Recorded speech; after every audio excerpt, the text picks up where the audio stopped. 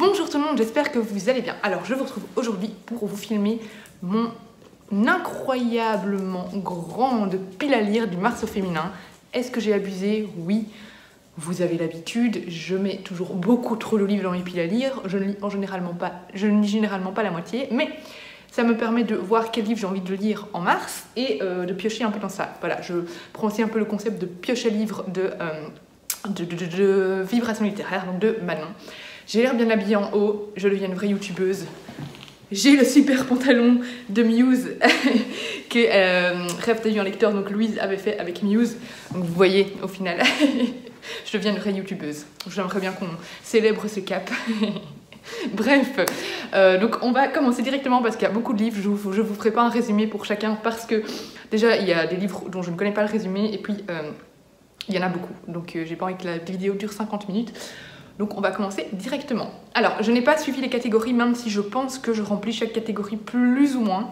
Voilà, donc, mais j'avais envie d'être un peu plus libre pour vraiment sortir les livres que j'avais envie de lire ce mois-ci. Et il n'y a évidemment que des autrices, pas d'auteurs dans cette pile à lire. Et j'aimerais bien lire un max d'autrices et vraiment très peu d'auteurs. J'aurai des lectures à faire pour les Chris Charleston, mais je pense qu'il n'y a que des femmes. Donc voilà, ça rentrera dedans aussi.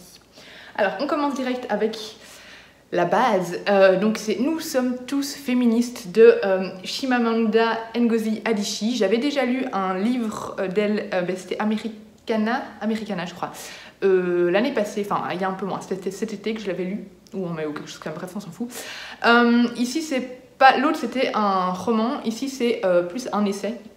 En fait, c'est donc Chimamanda Ngozi Adichie, je vais finir par retenir son nom un jour, qui ici aborde le féministe et aborde le fait qu'on doit rééduquer nos enfants pour bien qu'on puisse petit à petit évoluer dans un monde beaucoup plus féministe que ça ne l'est maintenant. On nous dit qu'elle aborde le sujet controversé du féminisme avec lucidité, éloquence et humour, et c'est tout petit. Donc si je ne le lis pas ce mois-ci, franchement, vous pourrez me donner des claques. La base aussi, je l'ai depuis super longtemps. Je crois que je vais le prendre en audiobook sur Audible parce que sinon je ne le sortirai jamais de ma palle. Devenir de Michelle Obama. Je ne pense pas qu'il faut vous le présenter, mais j'ai vraiment envie de le sortir de ma palle. C'est un livre qui me tente beaucoup. Michelle Obama est une femme très inspirante. Donc je sens que ce livre va beaucoup m'intéresser et beaucoup m'inspirer, mais voilà, je ne l'ai jamais sorti parce que j'ai un peu du mal à aller vers ce qui n'est pas des romans en fait à la base. Du coup, alors que je suis sûre que ça va me fasciner, donc j'aimerais bien lire celui-là.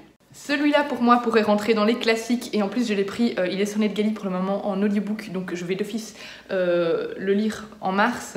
Il s'agit donc du troisième tome de Anne de Green Gables, donc c'est Anne de Redmond, qu'il faut absolument que je lise parce que le tome 4 est sorti et je veux m'acheter le tome 4 mais je m'interdis d'acheter le tome 4 tant que je n'ai pas lu le tome 3. Il est magnifique, je crois que c'est ma couverture préférée pour le moment, bien que celui du tome 4 est magnifique aussi. Donc voilà, il faut que je lise ce mois-ci, il le faut. Nous avons ensuite un livre très engagé, c'est Angie Thomas qui l'a écrite, Angie Thomas qui est fort connue pour, j'ai oublié le nom de l'autre livre que je n'ai jamais lu d'ailleurs, The Hate You Give, un livre dont on a beaucoup parlé sur les réseaux sociaux, que je n'ai pas lu mais que j'ai envie de lire. Ici il s'agit de Concrete Rose, quand une rose pousse dans le béton. Donc voilà, Angie Thomas, elle est quand même très connue pour ses romans engagés, pour la défense des droits des Noirs, tout simplement, voilà. Elle a aussi un petit côté féministe, il me semble. Je ne sais pas de quoi parle ce livre. Moi, j'ai vu le nom de l'autrice et je l'ai demandé directement à Nathan. Voilà. On me dit que c'est 18 ans avant de Hate You Give. Découvrez Maverick, lycéen, dealer, père. Ouais, donc ce ne sera pas féministe ici, mais bref, on suit un garçon. Mais c'est Angie Thomas, c'est une autrice, ça rentre dedans, et surtout, ça a l'air vraiment voilà, génial. Par contre, je ne sais pas si je dois lire The Hate You Give avant. On verra. On verra, je vais demander à ceux qui ont lu The Hate You Give et qui ont lu celui-là s'il faut le lire ou pas. Dites-le moi en commentaire d'ailleurs si vous avez lu The Hate You Give. Mais voilà, j'ai vraiment envie de découvrir la plume de cette autrice. J'y ai mis un roman que j'ai reçu ce mois-ci des éditions Calman Levy. C'est Camilla Greb, L'horizon d'une nuit. Donc ici, on est dans un thriller. C'est ça, hein. Je ne sais pas de quoi ça parle. Moi, j'ai vu le nom de l'autrice et je sais que c'est une très grande autrice de romans noirs, de thriller. Donc ça me tentait beaucoup. Et voilà, et j'adore lire du thriller, j'en lis plus assez par rapport à avant, donc ça fera du bien d'avoir un petit thriller à glisser dans cette pile à lire. J'y ai ensuite mis un Laurence Perrin que j'avais acheté il y a quelques temps en occasion. J'adore Laurence Perrin, je n'ai pas encore lu tous ses romans, j'aimerais le faire. Du coup, là, j'aimerais bien lire L'aile des Vierges, qui se passe en Angleterre en avril 1946. De nouveau, j'en sais pas beaucoup plus. On nous parle d'un manoir, etc. Moi, j'adore tout ce qui se passe de toute façon en Angleterre. J'adore l'autrice, j'adore sa plume, donc je sens que je vais beaucoup aimer ce roman-là également. N'hésitez pas à me dire d'ailleurs si vous avez déjà lu un de ces romans et ce que vous en avez pensé, parce que voilà, ça me motivera peut-être plus à le sortir en premier de ma pile à lire.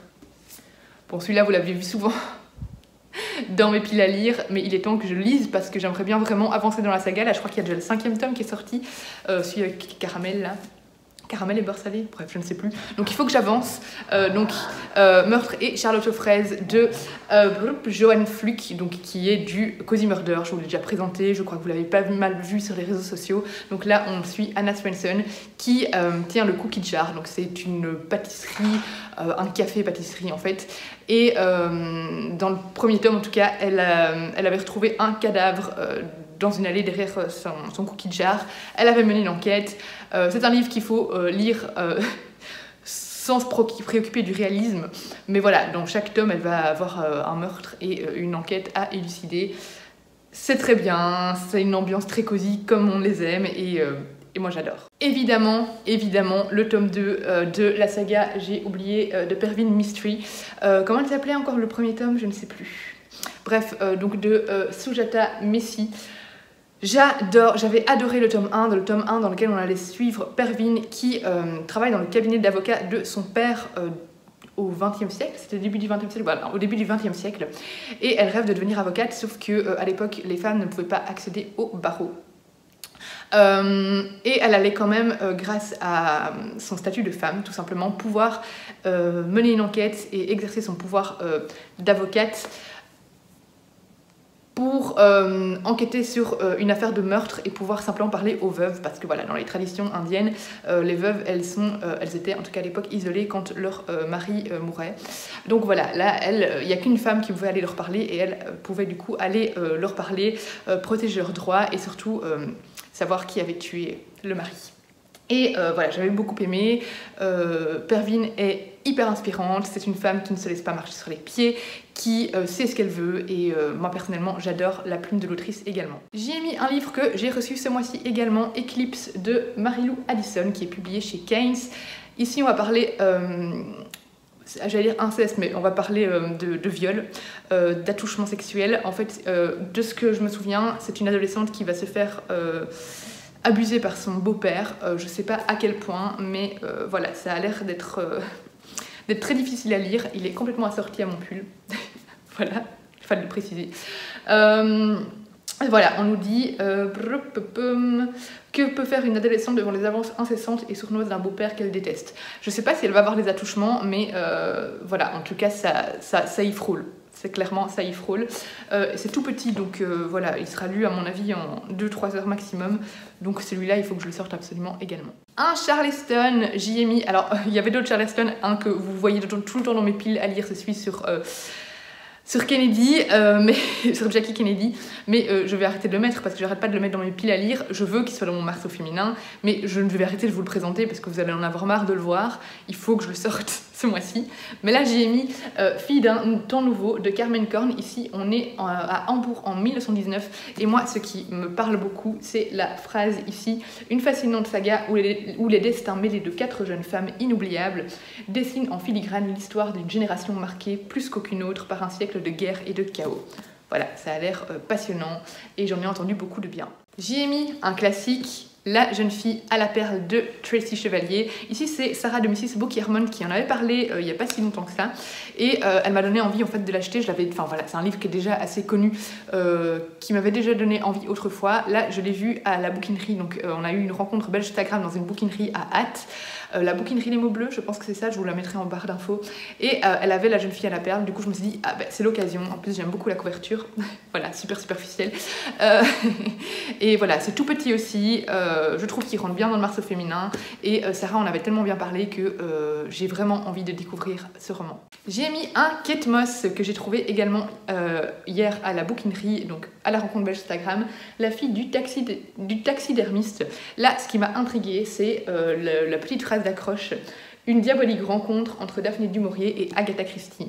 Kate Moss, j'avais envie de découvrir parce qu'il y a un roman qui est passé pas mal sur Instagram l'année passée, ou cette année, je ne sais plus, je crois que c'était La Cité de Feu. Il y avait d'autres romans de Kate Moss dans la bouquinerie, mais voilà, il n'y avait pas le tome 1 parce que c'était une trilogie, il manquait le tome 1, donc je me suis dit je vais prendre celui-là. C'est un livre complètement indépendant et on va voir ce que ça donne, on va voir si j'aime bien l'écriture de Kate Moss, et si j'aime bien, eh bien je continuerai à découvrir cette autrice. Par contre, je ne sais même pas de quoi ça parle, je vous ai dit, moi j'ai vu Daphné du Maurier et Agatha Christie, et je l'ai acheté, et j'ai même pas lu, c'est des secrets de famille il me semble, donc voilà. Et j'ai mis un livre que vous voyez pas mal passer sur les réseaux sociaux parce qu'il y a une grande lecture commune qui est organisée, et c'est une grosse sortie parce que Sarah Holland est une autrice qui s'est fait connaître par sa saga Evermore Everless, et du coup elle a sorti un nouveau livre.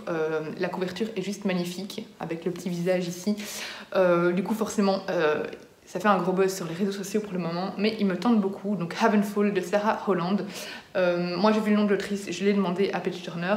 Je n'ai même pas regardé de quoi ça parle pour tout vous dire. Mais j'en entends beaucoup de bien, et j'avais adoré la saga Everless, Evermore, je sais plus lequel est le premier. Du coup, je vais tenter celle-ci, et voilà, de nouveau, côté très superficiel, mais la couverture est canon. Voilà, c'est tout pour cette pile à lire. N'hésitez pas à me dire si vous participez au Mars au féminin. Si vous avez des livres en commun dans cette pile à lire, ou si certains vous tentent, si vous en avez lu certains, et ce que vous en avez pensé. Et moi, je vous retrouve bientôt dans une prochaine vidéo, et je vous fais plein de bisous.